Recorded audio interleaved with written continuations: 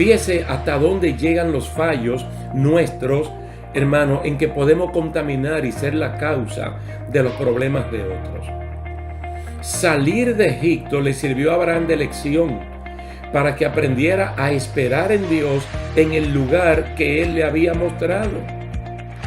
Pero yo no entiendo cuál es la prisa de muchos cristianos de este tiempo o la prisa de Abraham, porque ya Dios le había dado anticipos clarísimos de bendición. Sale de Ur de los Caldeos, llega a Harán. En Harán Dios le repite lo del verso 1 del capítulo 12, pero Dios le había dicho a Abraham que saliera. El hombre sale y llega. Él está en la tierra, no sabe qué es la tierra, está caminando en ella y Dios le dice: detente porque ya llegaste.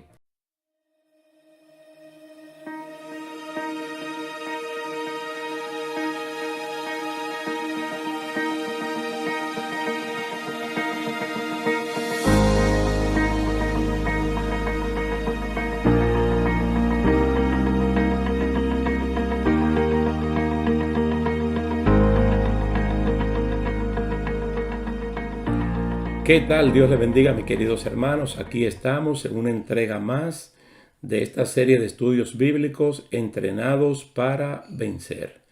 En el día de hoy vamos a ver el capítulo número 5, la llegada de Isaac, el hijo de la promesa. Vamos a leer en Génesis capítulo 21 los versículos 1 al 7. Génesis capítulo 21 los versículos 1 al 7. Posteriormente, ustedes deberían leer el capítulo 18, los primeros 15 versículos. El capítulo 18, los primeros 15 versículos, para que vean ya la última vez en la cual Dios le había hablado tanto a Abraham como a Sara acerca de este niño que iba a nacer.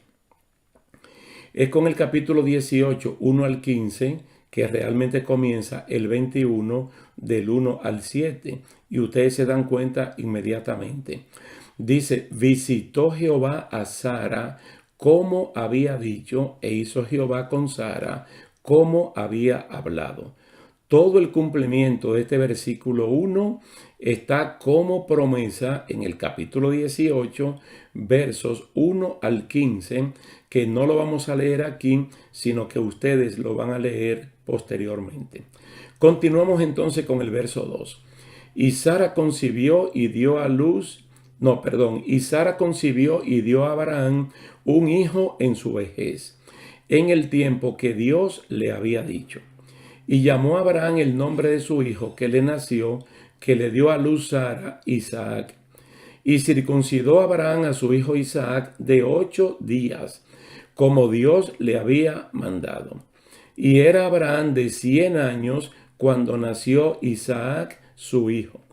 Entonces dijo Sara: Dios me ha hecho reír, y cualquiera que lo oyere se reirá conmigo. Y añadió: ¿quién dijera a Abraham que Sara habría de dar de mamar a hijos? Pues le he dado un hijo en su vejez. Qué lindo.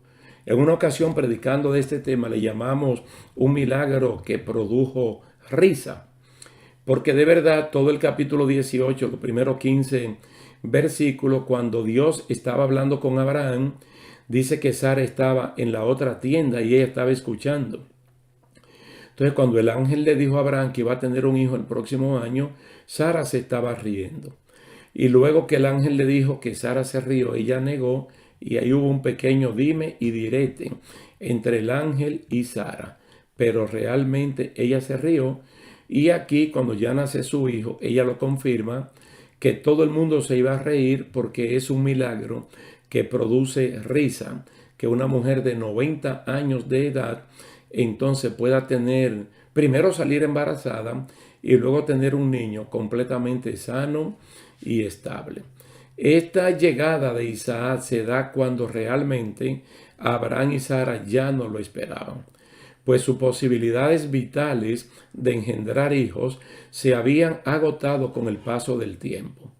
Sara había perdido incluso el deleite natural de las mujeres, como ella misma lo expresó, y se resignaba con Ismael como hijo de Abraham con Agar, su sierva egipcia.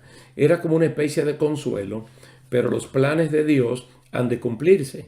Y nosotros, la persona que somos, entrenados por Dios, sabemos el punto de partida y tenemos que estar seguros en el punto de llegada.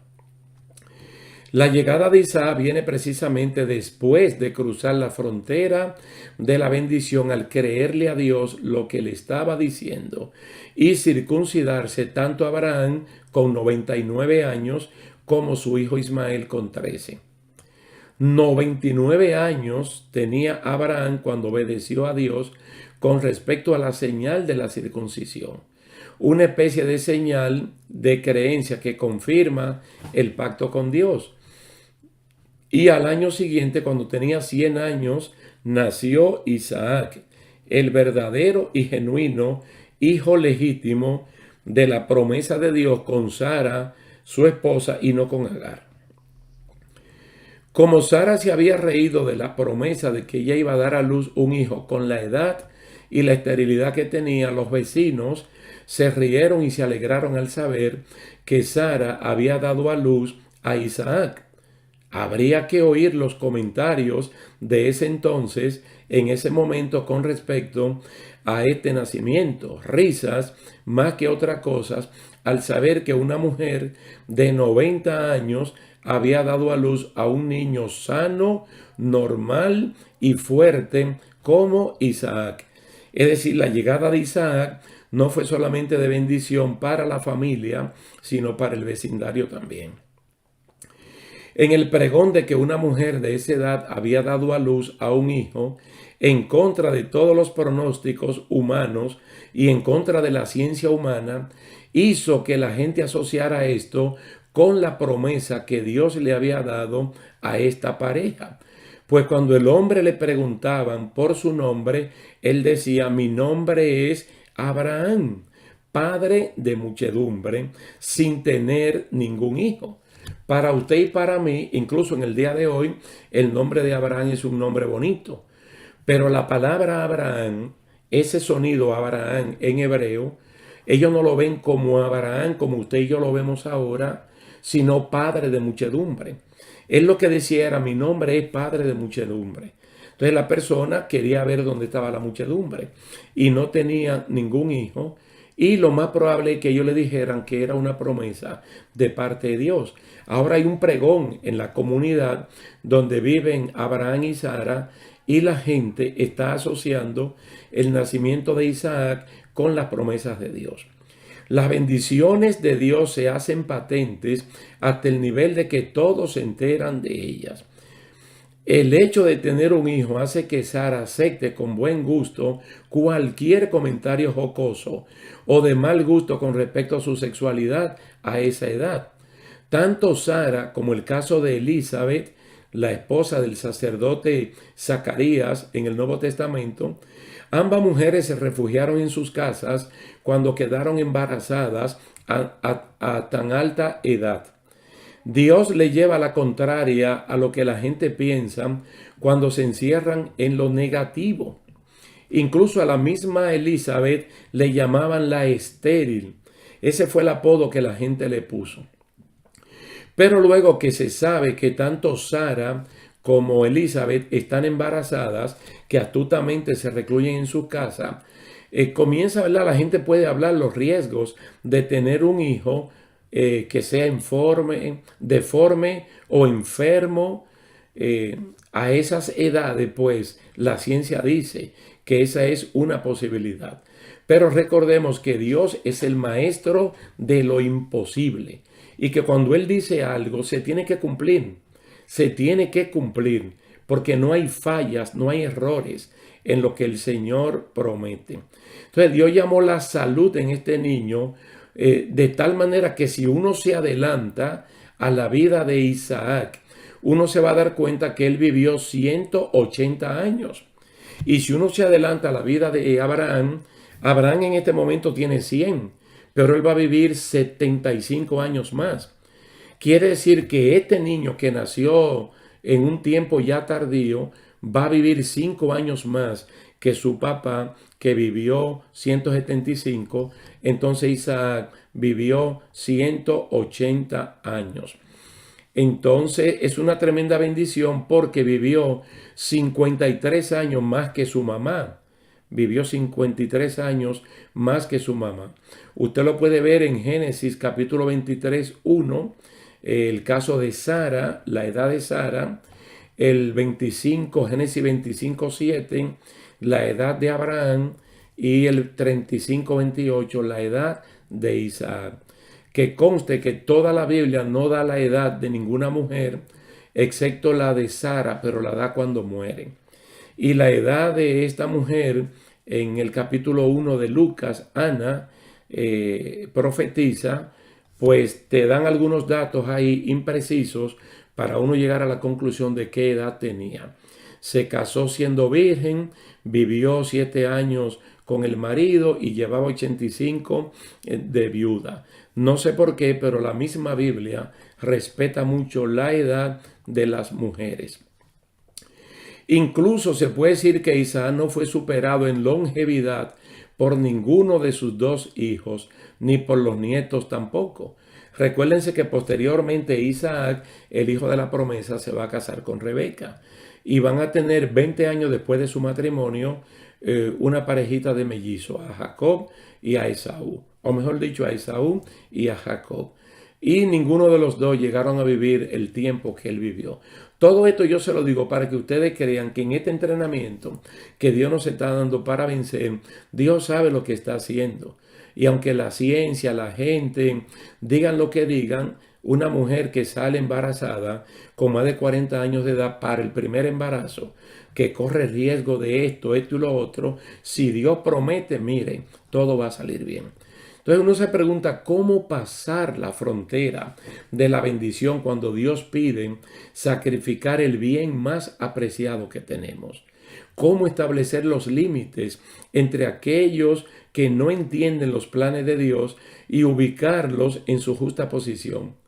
Mire, la frontera inicial que hay que sacrificar es renunciar a uno mismo. Luego tomar su cruz, que es la especie de obedecer, y luego seguir a Jesús y nunca detenerse. El resto se ubica fácil. Esto lo decimos porque es que después Dios le dice a Abraham que sacrifique a Isaac. Ni siquiera le dice el lugar en que debe hacerlo, por lo que otra vez Abraham se tiene que mover por el instinto de la fe, por la obediencia. Porque él le dice, camina hacia el lugar que yo te voy a mostrar, donde tú vas a sacrificar el bien de mayor precio que tú tienes, que no es Ismael, que no son los animales, sino su hijo Isaac. En varios pasos de fe, Abraham se mueve hasta que Dios le muestra el lugar. Visto el lugar, Abraham separa a los siervos y animales de él y de su hijo.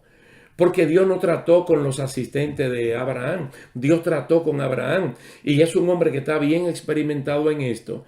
Y ahora que el Señor le dice, cuando ya Isaac tenía cierta edad, que lo sacrifiquen, él no lo pensó dos veces.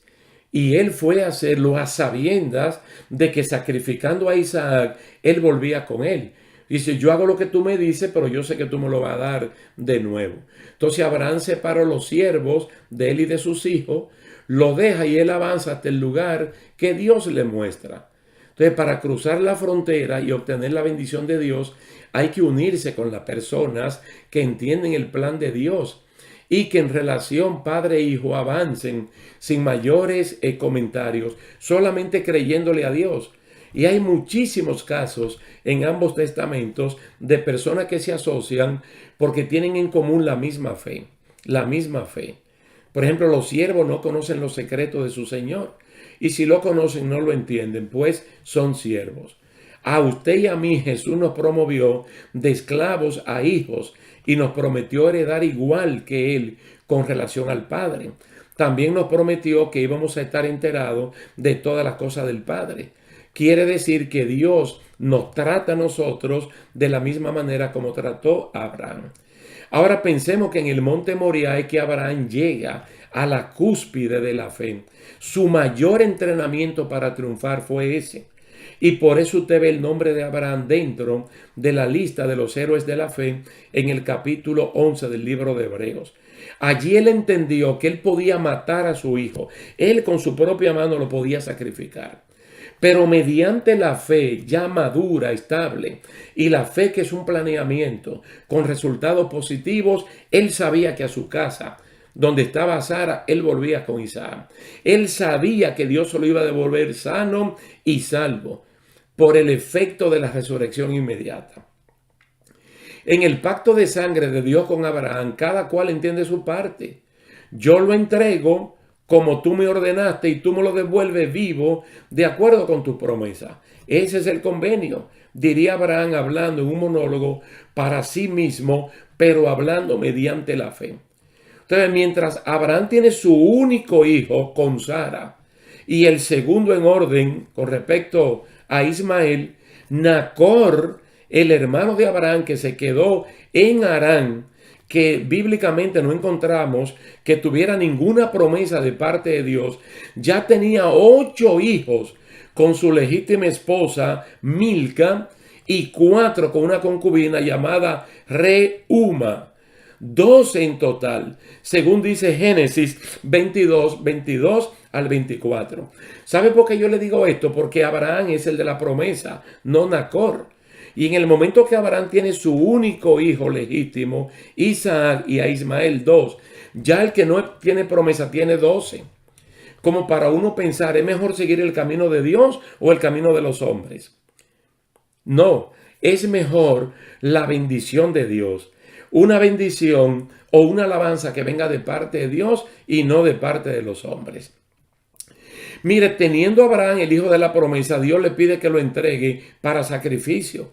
Es decir, que lo mate. No es lo mismo pedir uno de varios que pedir al único.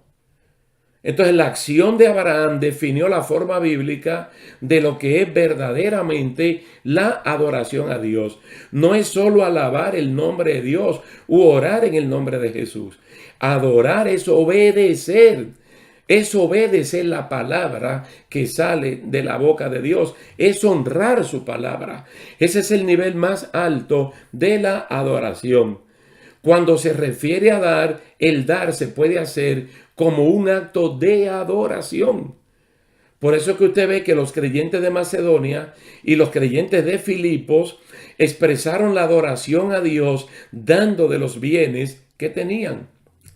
Vea los paralelos del hombre que vive en la tierra de la promesa y su hermano que se quedó en la tierra de Harán haciendo negocios, que en este momento se llama Padán Harán, campo de Harán. Todo parece que el que se quedó atrás, que el que no tiene promesa de parte de Dios lleva ventajas sobre el que obedeció al llamado de Dios. Pues la prosperidad, según algunos, se mide por los bienes materiales que uno tenga. Tan rápido se multiplicó Nacor que su nieta Rebeca, la hija de Betuel, posteriormente se va a casar con el hijo de Abraham, con Isaac.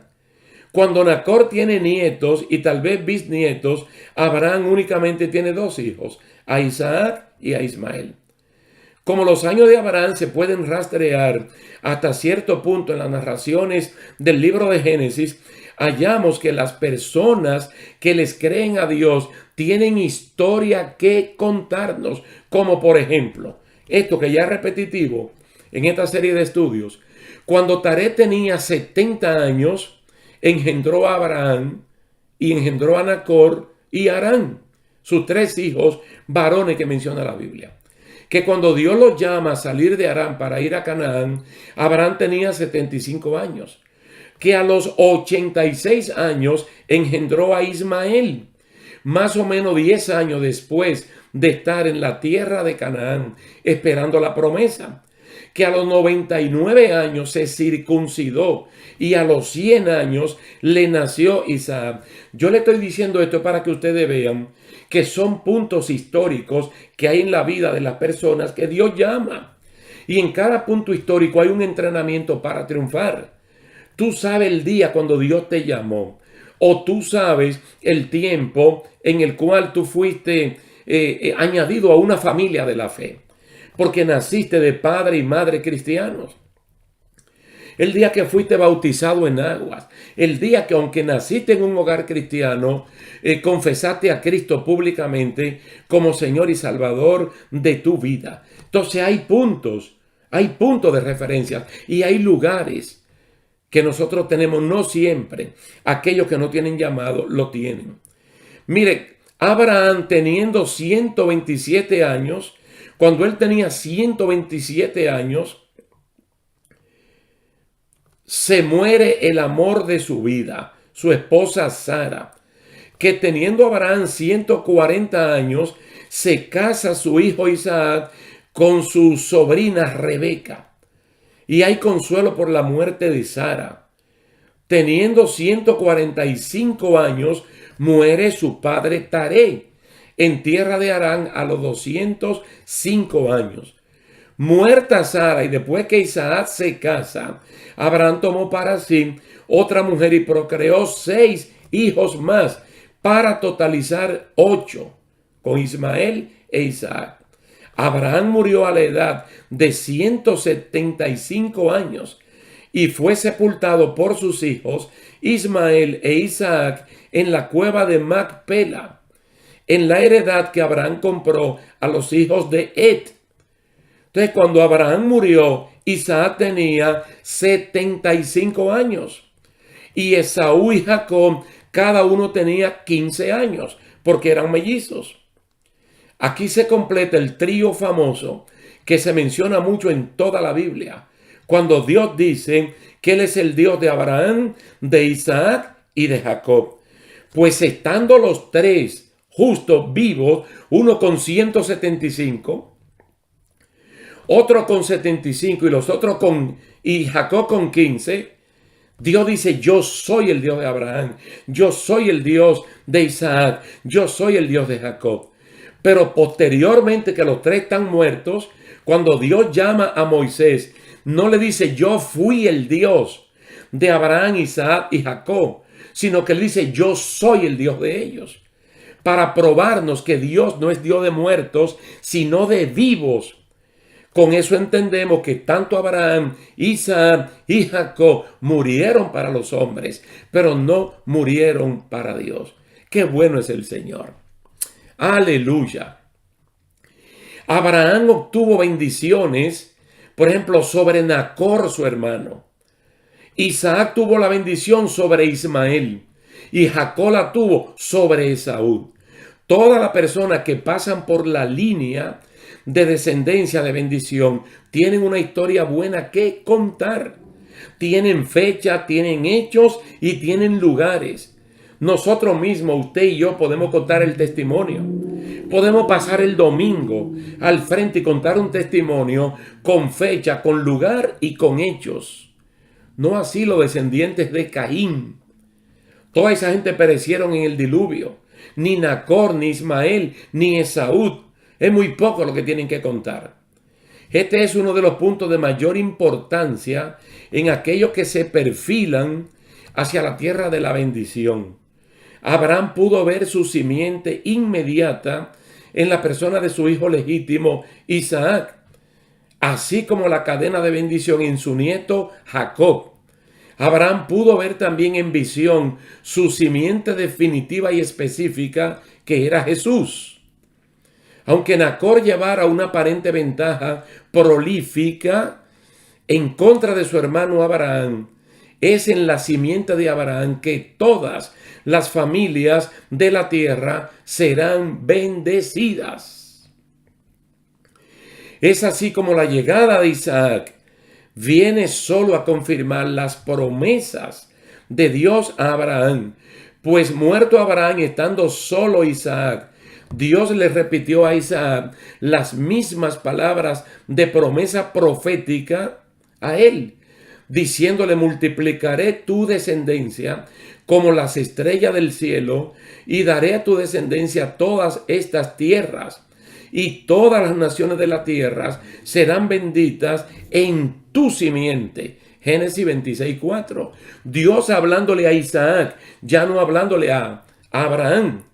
Luego que envejeció Isaac, Dios habló con Jacob y le dijo las mismas palabras de promesas proféticas acerca de su simiente, que todas las familias de la tierra serán benditas en ellas. Génesis 29:14. Si en algún momento Abraham creía que su simiente era Isaac, o en algún momento Isaac creía que era Jacob, quedó claramente explicado en su justo momento. Mire, Abraham, Isaac y Jacob son solo los recipientes o las cadenas por las cuales, se establece la promesa de una simiente que sin distinción de razas bendecirá a todas las familias de la tierra. ¿Sabe de quién estamos hablando? De Jesús. De Jesús. Bendito y alabado sea el nombre del Señor. Vamos a ver un poquito en la Biblia cómo Jacob bendijo a Judá, su cuarto hijo, que lo tuvo con Lea. Judá, te alabarán tus hermanos, tu mano en la cerviz de tus enemigos. Los hijos de tu padre se inclinarán a ti, cachorro de león, Judá. De la presa subiste, hijo mío. Se encorvó, se echó como león, así como león viejo. ¿Quién lo despertará? No será quitado el cetro de Judá, ni el legislador de entre sus pies, hasta que venga Silot, y a él se congregarán los pueblos.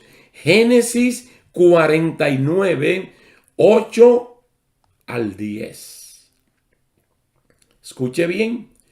En apariencia, el hijo de la no promesa sale a la delantera, Nacor. Mas, sin embargo, en el tiempo, en el cumplimiento de Dios, venía Isaac. Entonces, si Abraham decía, wow, ya vi la simiente, entonces Dios le va a dar una visión para que él vea el día de Cristo y se goce de ver la verdadera simiente de la cual Dios le está hablando. Que no era Isaac, que no era Jacob, sino que esa simiente era Jesucristo. Si regresamos al caso de los patriarcas, llama poderosamente la atención de que Dios haya puesto los nombres de los patriarcas de la fe y de que esos nombres hayan permanecido de ahí en adelante. Por ejemplo, Abraham nunca más fue llamado Abraham. Sara nunca más fue llamada Sarai. Isaac fue su nombre desde antes de nacer, porque la madre se había reído. Jacob es el caso atípico en la sucesión de nombres patriarcales. Dios le cambió el nombre de Jacob, que significa engañador, por el de Israel, que significa el que lucha con Dios.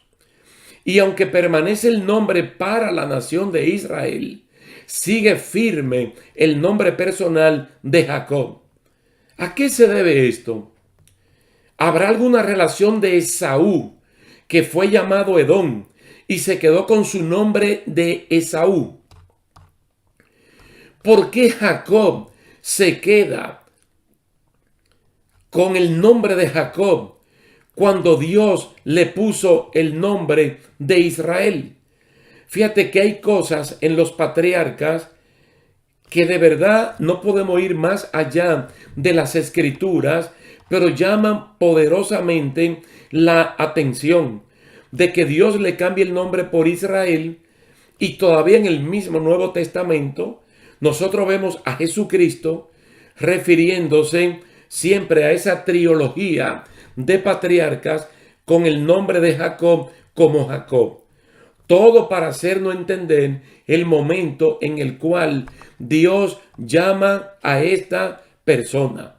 Pero volvemos de nuevo al caso de que cada uno de estos patriarcas, en el momento de que tienen su primer hijo, ellos le dan gracias a Dios por el cumplimiento de la palabra de Dios, por el cumplimiento de la promesa, porque ellos creen que ese hijo es realmente del cual Dios le estaba hablando. Y es que la promesa de Dios es mucho más amplia. Es que la bendición de Dios es mucho más grande de lo que uno se pueda imaginar. Ciertamente hubo gozo y alegría cuando nació Isaac. Pero resulta que Pablo, escribiendo a los Gálatas, él dice, pero Dios nunca le habló a Abraham de simientes. Él le habló de una simiente, de una semilla. Y allí él explica perfectamente bien que esa simiente, que esa semilla era Jesús de Nazaret. Entonces Dios permite en una visión bien a futuro que Abraham vea el día de Jesús y se goce. Entonces él entienda de que no es Isaac, de que no es Jacob, de que no es Judá, de que no es David, de que no es Salomón, sino de que es Jesús de Nazaret, la simiente en la cual todo el mundo puede ser bendecido. Así es, queridos hermanos, que damos gracias a Dios por esta parte que hemos visto en el día de hoy y apreciamos de todo corazón ver el cumplimiento de la palabra del Señor, lo que le prometió ya la última vez en el capítulo 18 de Génesis, y como aquí en el capítulo 21 todo comienza diciendo claramente que nació Isaac como Dios se lo había dicho, tanto a Abraham como a Sara. Todas las promesas de Dios, mira, tienen una fecha para su cumplimiento. Entonces, dentro del entrenamiento que Dios nos está dando, ¿qué recomienda Pablo? Que si nosotros hemos sido heraldo, si hemos sido técnicos, si hemos ayudado a otros en este caminar, que nosotros nos preocupemos para que en el día de mañana nosotros no seamos desechados, sino que continuemos, porque el que comenzó la obra en nosotros, Él la terminará. Así es que damos gracias a Dios por esta oportunidad, a ustedes también, por su tiempo que han dispuesto, y esperamos vernos en la próxima ocasión. Dios le bendiga mucho y hasta la próxima. Especialmente a los matrimonios, a los que estamos casados, a los que vivimos bajo el pacto del matrimonio. Primeramente vemos a Isaac orando por su esposa. Ahora que la esposa está embarazada y tiene malestares que son casi anormales lo que le están pasando a ella, ¿qué ella hace? Va en oración, busca respuesta de parte de Dios, el cual le contestó de inmediato y le dijo que el problema en su vientre no eran malestares normales, sino que ella estaba embarazada de mellizos, gemelos, que eran dos niños que estaban allí y ya estaban peleando, dando a entender que en el futuro de ambos descendientes iban a haber naciones que iban a tener problemas. Esto lo podemos leer aquí en Génesis 25, 22 y 23.